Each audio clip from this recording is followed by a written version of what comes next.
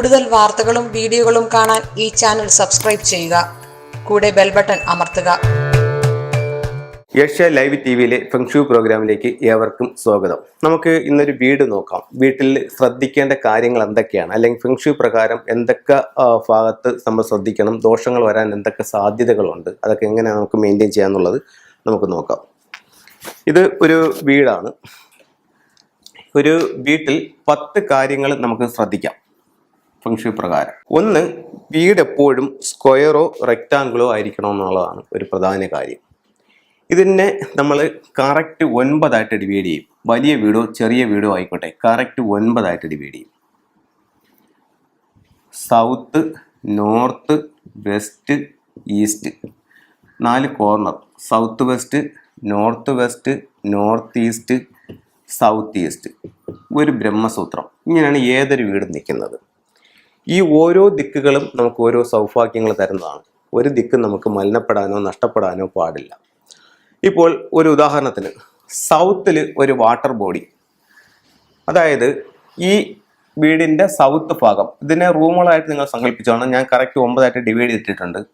ഈ സൗത്ത് ഭാഗത്ത് വീട്ടിന് അകത്തോ പുറത്തോ വെള്ളം വരുന്നത്, വാട്ടറിൻ്റെ ഇത് വരുന്നത്, ഇതിന് ഈ വീടിനെ ദോഷകരമായി ബാധിക്കും. എന്താ കാരണമെന്ന് വെച്ച് കഴിഞ്ഞാൽ, പഞ്ചഭൂതങ്ങൾ കൊണ്ടാണ് ഈ 9 ദിക്കും എനർജീസ് ചെയ്തിരിക്കുന്നത്. 9 ദിക്കിലും പഞ്ചഭൂതങ്ങൾ ഉണ്ടെന്നുള്ളതാണ് കണക്ക്. അതിൽ സൗത്തിൽ വരുന്ന എലമെന്റ് എന്ന് പറയുന്നത് ഫയർ എലമെന്റ് ആണ്. ഇവിടെ നമ്മൾ വാട്ടർ ഉപയോഗിക്കുമ്പോൾ ഈ വാട്ടർ സ്വാഭാവികമായും ഈ ഫയറിനെ നശിപ്പിക്കും. അതുകൊണ്ട് സൗത്തിൽ വാട്ടർ ബോഡി പാടില്ല. അടുത്തത് നോർത്ത്. ഈ നോർത്ത് സൈഡ്, ഇവിടെ വരുന്ന എലമെന്റ് എന്ന് പറയുന്നത് വാട്ടർ എലമെന്റ് ആണ്. ഇവിടെ നമ്മൾ കിച്ചണിൽ ഉപയോഗിക്കുമ്പോൾ കിച്ചണിൽ എന്താ വരുന്നത്, ഫയറാണ്. അപ്പം ഇതിൻ്റെ നേരെ ഓപ്പോസിറ്റ് എലമെന്റ് ആണ് ഈ ഭാഗത്ത് ഉപയോഗിക്കുന്നത്. അതുകൊണ്ട് വടക്ക് ഭാഗത്ത് വരുന്ന കിച്ചണും വീടിൻ്റെ പ്രോസ്പെരിറ്റി ഇല്ലാണ്ടാക്കും. അടുത്ത ഒരു ദിക്കെന്ന് പറയുന്നത് നോർത്ത് വെസ്റ്റ് ആണ്. നോർത്ത് വെസ്റ്റ് എന്ന് പറയുന്നത് നമ്മുടെ ഈ വായുകോണ്, വടക്ക് പടിഞ്ഞാറേ മൂല വായുകോണ്, ഇതാണ് നോർത്ത് വെസ്റ്റ്. ഇപ്പോൾ നമുക്കറിയാം, നമ്മുടെ വാസ്തുപ്രകാരം, ഭാരതീയ വാസ്തുപ്രകാരം നോർത്ത് വെസ്റ്റിൽ കിച്ചൺ വയ്ക്കുന്ന ഇതുണ്ട്. നിങ്ങൾ ശ്രദ്ധിച്ചോളൂ, നോർത്ത് വെസ്റ്റിലെ ടോയ്ലറ്റ് ഉള്ള വീടുകൾക്ക് അവിടുത്തെ ഗൃഹനാഥന് ഒരു ഉയർച്ച ഉണ്ടാവില്ല. ഗൃഹനാഥൻ ക്ഷയിച്ചുകൊണ്ടിരിക്കുന്ന ഒരു അവസ്ഥയായിരിക്കും. നിങ്ങൾ ശ്രദ്ധിച്ചാൽ നിങ്ങൾക്ക് മനസ്സിലാക്കാനായിട്ട് സാധിക്കും. അപ്പോൾ നോർത്ത് വെസ്റ്റ് വായു കോണിൽ ടോയ്ലറ്റ് വന്നു കഴിഞ്ഞാൽ അത് ഗൃഹനാഥനെ ബാധിക്കും. അവിടെ അത് പാടില്ല. അടുത്തത് സൗത്ത് വെസ്റ്റ് ആണ്. സൗത്ത് വെസ്റ്റ് എന്ന് പറയുന്നത് നമ്മുടെ കന്നിമൂല. നമുക്ക് ഏറ്റവും പ്രാധാന്യമുള്ള ദിക്കുകളിൽ ഒന്ന് കന്നിമൂല ഭാഗം. കന്നിമൂല ഭാഗത്ത് ഒരു മിസ്സിങ് എന്ന് വെച്ച് കഴിഞ്ഞാൽ, നിങ്ങൾ വീട് വെച്ചപ്പം ഒരുപാട് ഇത്തരത്തിലുള്ള വീടുകളുണ്ട്. ഇത്രയും ഈ വീടിനില്ല. അതായത് കന്നിമൂല എന്ന് പറയുന്ന ആ ഒരു സ്ക്വയർ ഭാഗം വീട്ടിനില്ല. ബാക്കി ഇങ്ങനെ വീട് നിൽക്കുന്നത്. അപ്പോൾ ഇതിനെ സൗത്ത് വെസ്റ്റ് മിസ്സിങ് വീടായിട്ട് കണക്കാക്കും. ഇങ്ങനെയുള്ള വീടുകളിൽ ഭാര്യ ഭർത്താവ് തങ്ങളുടെ അഭിപ്രായ വ്യത്യാസങ്ങൾ, വഴക്ക്, ഡൈവേഴ്സ്, മക്കളുടെ വിവാഹത്തിനായിട്ട് മുന്നോട്ട് പോകുമ്പോൾ വിവാഹ സംബന്ധമായിട്ടുള്ള തടസ്സങ്ങൾ, ഗൃഹനാഥയ്ക്ക് ആരോഗ്യ സംബന്ധമായിട്ടുള്ള, ഉദര സംബന്ധമായിട്ട്, യൂട്രസ് സംബന്ധമായിട്ടുള്ള ബുദ്ധിമുട്ടുകളൊക്കെ വരാനുള്ള സാധ്യത ഇത്തരം വീടുകൾക്കുണ്ടാവും. അപ്പോൾ ഇങ്ങനെ മിസ്സിങ് വരാൻ പാടില്ല. അടുത്ത ഒരു കാര്യം എന്ന് പറയുന്നത് south east missing. South east എന്ന് പറയുന്നത് നമ്മളുടെ ഈ ഒരു കോണാണ്. നമ്മുടെ വാസ്തുവിൽ അഗ്നിമൂലാണ്, അഗ്നികോണം എന്ന് പറയും. സൗത്ത് ഈസ്റ്റ് ഇല്ലാത്ത വീടുണ്ട്. ഇപ്പം സൗത്ത് വെസ്റ്റും എല്ലാം കാണും, അതേസമയം ഈ മൂല മിസ്സിങ് ആയിട്ട് കിടക്കും. അപ്പം സൗത്ത് ഈസ്റ്റ് മിസ്സിങ് വേണമെന്നുണ്ടെങ്കിൽ ഉറപ്പിച്ചോളൂ, ആ വീട് സാമ്പത്തിക പ്രശ്നമുള്ള വീടായിരിക്കും. അപ്പം അവിടെ അത് വരാൻ പാടില്ല. അടുത്തത് north east. North east missing ആകുകയാണെന്നുണ്ടെങ്കിൽ ആ വീട്ടിൽ വിദ്യാഭ്യാസ സംബന്ധമായിട്ട് തടസ്സങ്ങളുണ്ടാവും. ഓരോ ദിക്കുകളും ഓരോ സൗഭാഗ്യങ്ങളാണ്. അപ്പോൾ നമ്മൾ ഓരോ ദിക്കിനെയും വേണ്ട രീതിയിൽ നമ്മൾ ഈ പറഞ്ഞ കാര്യങ്ങൾ കേട്ടിട്ട് നമ്മൾ തന്നെ ഒരു തീരുമാനമെടുത്ത് ചെയ്യുന്നതിനേക്കാൾ നല്ല ഒരു വാസ്തു കൺസൾട്ടനെ അല്ലെങ്കിൽ ഫംഗ്ഷൻ കൺസൾട്ടനെ കൊണ്ട് നിങ്ങൾ കാര്യങ്ങൾ ചെയ്യിക്കുന്നത്. കാരണം ഇതിൽ പറയുന്നതും പറയാത്തതുമായിട്ടുള്ള ഒത്തിരി കാര്യങ്ങൾ നമുക്ക് ഇതിൻ്റെ ഉള്ളിലേക്ക് ശ്രദ്ധിക്കേണ്ടതായിട്ടുണ്ടാവും. അപ്പോൾ നമ്മൾ ചെയ്യുമ്പോൾ ഈ കാര്യങ്ങൾ മാത്രമേ നമ്മൾ ഒരുപക്ഷെ ശ്രദ്ധിച്ചെന്നിരിക്കത്തുള്ളൂ. അപ്പോൾ അത്തരത്തിൽ നിങ്ങൾ വീട് പണിയുമ്പോൾ നമ്മൾ എന്നെന്നും നമ്മുടെ വീട് നമ്മുടെ സൗഭാഗ്യങ്ങൾക്കുള്ളതാണ്. അപ്പോൾ അത് നമ്മൾ ആ ഒരു സമയത്ത് നല്ലൊരു കൺസൾട്ടനെ കൊണ്ട് തന്നെ നിങ്ങളത് നോക്കി കറക്റ്റ് ചെയ്യുന്നതാണ് ഏറ്റവും ഉത്തമമായിട്ടുള്ളത്.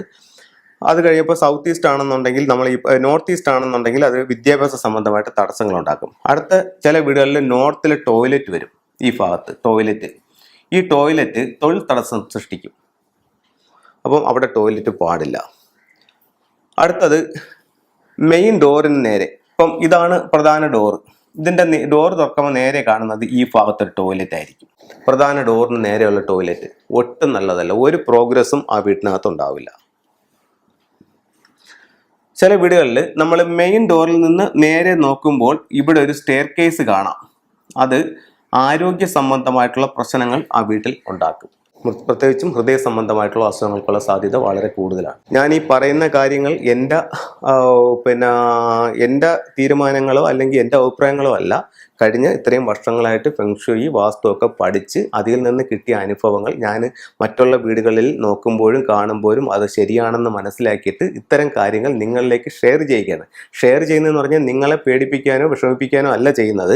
ഇത്തരം കാര്യങ്ങളുണ്ടെങ്കിൽ അതിനെല്ലാത്തിനും പരിഹാരങ്ങളുണ്ട്. നിങ്ങൾ വീട് വെച്ച് പോയിട്ടുണ്ടെങ്കിൽ, അതല്ല വീട് ചെയ്തില്ല എന്നുണ്ടെങ്കിൽ ഇത്തരം കാര്യങ്ങൾ ഒഴിവാക്കിക്കൊണ്ട് വീട് വെക്കൂ. നിങ്ങളുടെ ജീവിതത്തിൽ എല്ലാ നേട്ടങ്ങളും ഉണ്ടാവട്ടെ. അതിന് വേണ്ടിയിട്ട് നിങ്ങളുമായിട്ട് ഷെയർ ചെയ്യുന്നതാണ്.